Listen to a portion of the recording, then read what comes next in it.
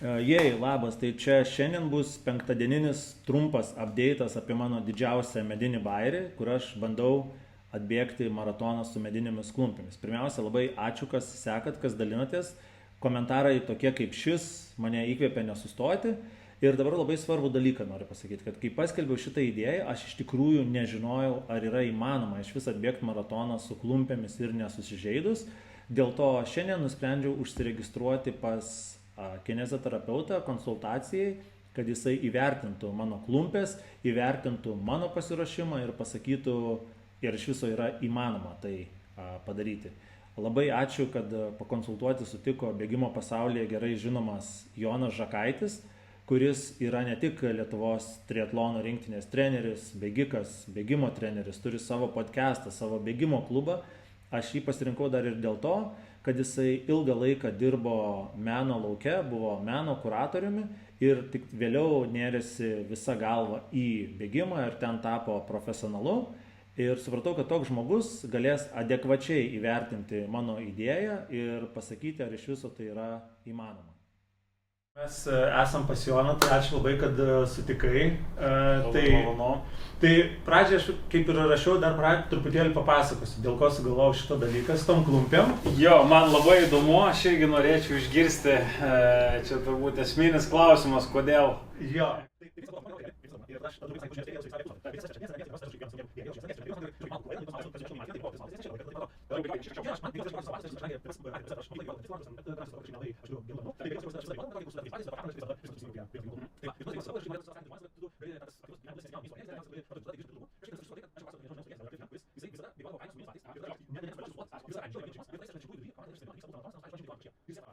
Tai tokia vat istorija. Tai istorija puikiai ir misija tai labai faina. Aš tik tai ne iki galo supratau, tu planuoji pusmaratonį ar maratoną? Ne, maratoną. Visą maratoną Kuršių nerijos trailą. Taip. Supratau. Ir gerai. Tai dabar ką tau skauda šiuo metu? Kaip tos kelius tau sopa? Čia aš vėl įeinu į pensininko režimą, kur net tokius kažkokiais šokio elementais viską parodau, kad šiaip geriausiai turbūt mano visą pasakojimą, kai dabar žiūriu filmuotą medžiagą, atspindi šitas grafikas, kur yra viršui, kaip reikėtų pasakoti istoriją, kaip pasakoja normaliai žmonės istoriją, o čia apačioje tas susipynęs grafikas yra tai, kaip aš pasakoju, kur vienu metu net atrodo, kad aš pasakodamas pats nebesuprantu, ar aš kalbu apie keliukus, tai yra kaip kūno dalį, kuriuos man skauda, ar aš kalbu apie keliukus, kelią, tai yra kokį neišasfaltuotą Ukmergės plentą. Bet nepaisant to, dėl vieno dalyko mums pavyksta susikalbėti. Nes aš irgi žiūriu taip į kūną gana ūkiškai, kad man atrodo pirmoje vietoje, jeigu ne kažkokia labai stipri trauma, kad pasitreniravus kažkaip galima sustiprinus raumenis, tos skausmus panaikinti kažkaip. Puikus požiūris. Na ir aišku, po šito dabar reikia sužinoti Jono reakciją, ką jisai mano apie klumpės. Galiu pabandyti? Yeah. Ir gal ir mane įtikinti pakeisti. Prisidėti. Aha. Iš tikrųjų toks yra kažkoks keistas. Oi, bet bėgt nėra malonu. Tas, tai va, labai šitoj vietoj. Aha, labai daužosi. Aha, net ir einant. Jo. O kaip tu galvoji šitai spręsti, nes šitas gana? Aš manau, kad prisiūnė jo paminkštinimą. Žinai, būna vynogės prekiauja prekybos centruose ir ant vynogių dėžutės pakraštėlio būna įdėta poralono juosta. Jo, tai aš dėl to manau, kad tas biški pačytinimas tautodailė su modern dalykais, man atrodo, visai gal faina. Tai bus tokios kaip į kokį kadetą įdėt korvetės variklę. Tai čia man atrodo, kad tas gal nieko... O šitą... Nu tai jo, tai pagrindinis dalykas, aišku, tau būtų pradėti bent kartą per savaitę ir turbūt nedaugiau kartą per savaitę, kad treniruoti su jais. Nes tas, kaip ir įvedant bet kokią naują avalynę, yra žmonės, kurie, gal tu nesi vienas iš jų, bet kurie labai jautrus bet kokiam avalynės pokyčiam ir ten vieną batą pakeisti kitu, šiaip visai yra procesas. Tai tavo atveju tai čia ekstremalus, tai žinai, tai reiktų manau, reikėtų pradėti vis tiek ten nuo kokio 20-30 minučių, tada gal didinti ir ten jau kokį po to jau likus mėnesiukui ten kokį porą ilgesnių bėgimų padaryti. Nu ir aišku, po viso šito pokalbio aš turėjau užlipti ant bėgimo takelio ir Jonas turėjo įvertinti mano bėgimo techniką. Ir nepaisant to, kad aš bėgioju praktiškai visą savo gyvenimą, vis tiek buvo mano pirmoji reakcija tokia. Kažkaip atrodo, kad dabar esu castingė ir galiu suklysti. Ir dar truputėlį informacijos vėl apie bėgimą. Jeigu sugalvojate, kad jūs norite pradėti bėgioti, tai pirmas dalykas, į kurį aš siūlyčiau atkreipti dėmesį ir turbūt daugelis trenerių, kurie skatina žmonės bėgioti, yra nepradėti bėgti per greitai. Nes nebūna per lėto bėgimo, pradėti pradžiai bėgioti, apsiprast, duoti kūnui priprast prie bėgimo, kad jisai suvoktų, kas čia yra. Ir klausimas, kurį esu girdėjęs iš savo draugų, kurie nori pradėti bėgioti, labai dažnai būna, o tai kaip čia reikia bėgti, kaip reikia dėti žingsnius. Ir į šitą klausimą, manau, labai gerai atsako Jonas. Nėra labai sudėtingas dalykas, nes yra gal tik tai kelios tokios, grubesnės klaidos arba klaidos, tai tokie judesiai, kurie dažniausiai išprovokuoja skausmus. Tai jeigu koja labai į priekį statai per ilgai arba kaip tik labai nutrumpini žingsnį, jeigu labai dubens pozicija nestabili, tai tokie dalykai gali įtakoti, bet šiaip tai, žinai, žmogaus kūnas adaptuojas prie šito judesio įvairiausiais būdais ir kažkokio tai vieno šablono, kaip reikia bėgti, net ir nesakyčiau, kad yra. O kad vieno šablono nėra, tai manau labai puikiai išduoda Jono reakcija, kuris pradėjo žiūrėti, vertinti mano bėgimą ir jo komentaras buvo iš karto toks. Galbūt tu taip įprastai laikai? Jo, čia dažniau per daug palenkta. Aha, labai palenkęs, bet įdomu, ar čia dėl takelio, ar... Tai ir po to vėl galvos klausimas buvo iškilęs po to, kai buvo peržiūrimas mano nufilmuotas bėgimas. Esminiai dalykai, kuriuos žiūrim, tai ar nėra overstridimo, ar taip sakant, kelias neišsitęsia pilnai ir nepradeda stabdyti prieš kontaktą jau su žeme, nes koja turi prieš kontaktą su žeme jau judėti atgal. Čia vienas iš tokių esminių dalykų, ką žiūrim, tai pas tave visai viskas neblogai. Irgi atramos metu blauzda daugmaž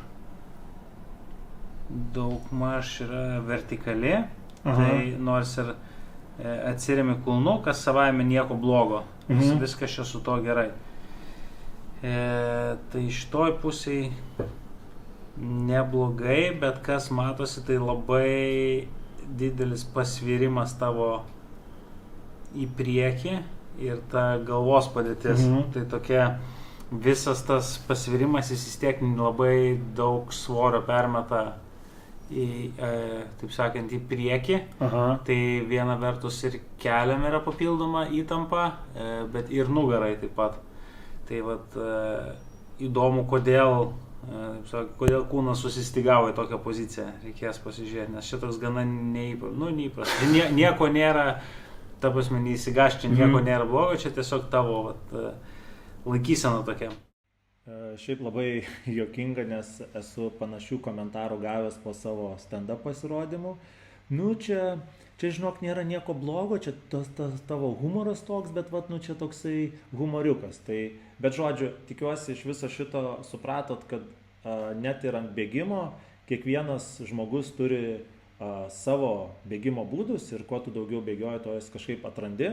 Aišku, jeigu man nepavyks kartais įveikti maratono su šituo savo galvos nuleidimu, tai galėsiu sakyti, o ne, aš net bėgau maratono su klumpėmis, bet ne dėl klumpio, dėl to, kad galvoje turėjau kažkokių labai sunkių minčių ir po visos šitos analizės sekė jau pagrindinė šarnyrų arba sąnarių apžiūra ir po kurių buvo pasakytas veto, ar aš galiu bėgti maratoną, ar aš negaliu.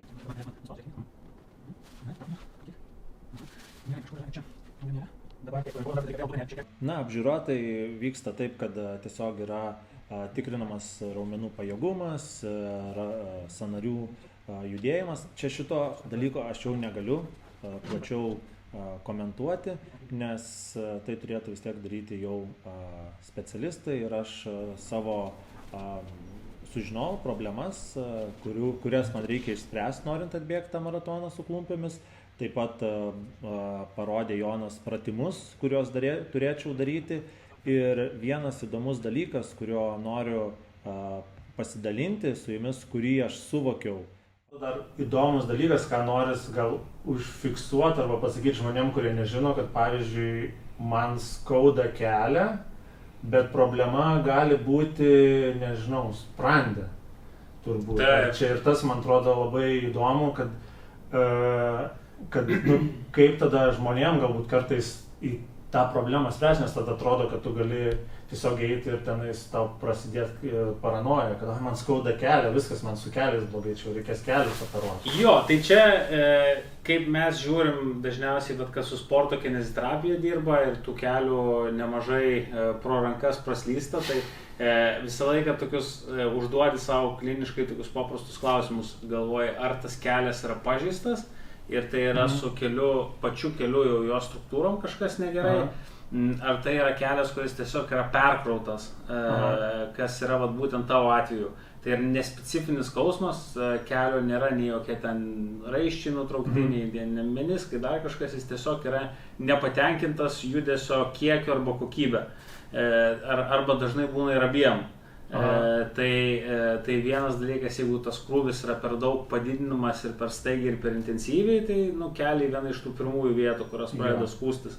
Arba jeigu kažkas visoje mūsų laikysino arba to judesio grandinėse kitur galbūt neveikia, arba net ir raumenys, kurie eina per kelią.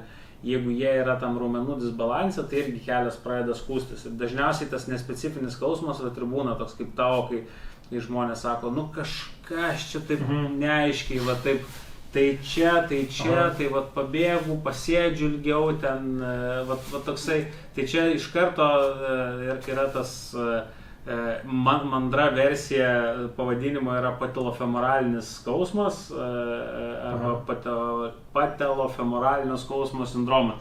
Bet dabar dažnai siūlo jį vadinti netgi tiesiog anterior knee pain arba kitaip tariant tiesiog kelių skausmas. Tai žodžiu, tiesiog toksai bendras patarimas, kad visuomet klausytis reikia savo kūno ir jį stebėti ir labai daug dalykų, jeigu laiku pastebėsite, galėsite labai lengvai išspręsti, pavyzdžiui, darydami kažkokius paprasčiausius pratimus, kuriems net nereikės labai daug laiko.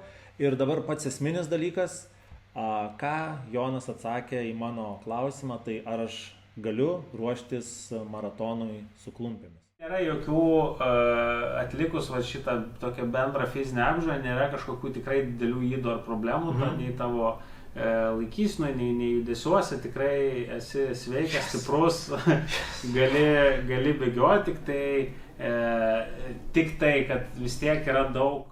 Jo, kad reikia, nes tai vis tiek bus labai didelis iššūkis dėl to, kad visi judesiai bus labai neįprasti, nes nuo klumpių visa pėdos mechanika keisis, čiurnos mechanika keisis, tai reikia tikrai papildomai skirti dėmesio ir daryti bendro fizinio pratimus, tikrai stiprinti visą važiuoklę. Ir reikia tą įvedinėti, aš net sakyčiau, nuduoti bent kokias 6 savaitės, kad bent kartą per savaitę po truputį pabėgioti su klumpėm tam, kad tiesiog kūnas adaptuotųsi prie to.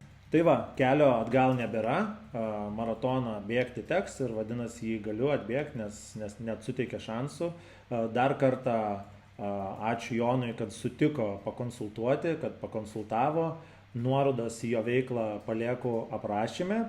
Labai ačiū, kas prisidedate ir remiate šį projektą, kas žiūrite, o aš padarysiu kitą reportažą kitą savaitę. Iki. Tikrai viską gali ir aš net manau, kad tau pavyks tikrai šitas dalykas, nes čia reikia pasiruošti, bet tame ir įdomumas, bet nemanau, kad čia misiją nepadarom.